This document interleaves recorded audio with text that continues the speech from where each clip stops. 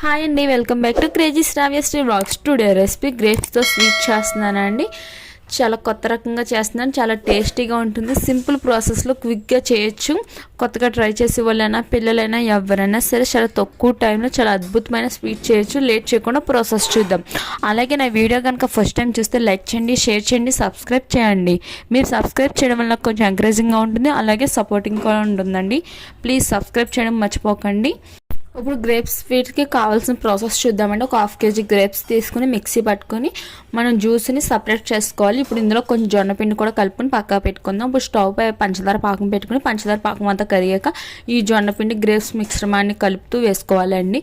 ఇప్పుడు ఇందులో కొంచెం నెయ్యి, కొంచెం డ్రై ఫ్రూట్స్ కూడా వేసి ఈ విధంగా బాగా కలుపుకోవాలండి. ఇప్పుడు బాగా తిక్కగా వచ్చాక స్టవ్ ఆఫ్ చేసుకుని ఒక గాజు బీకర్లో వేసుకోవడమేనండి. అంతేనండి, ఎంతో టేస్టీ అయిన గ్రేప్స్ హల్వా రెడీ. మీకు కనుక ఫుల్ ప్రాసెస్ కావాలంటే వీడియో కింద లింక్ ఇస్తాను, వెళ్ళి చూడండి.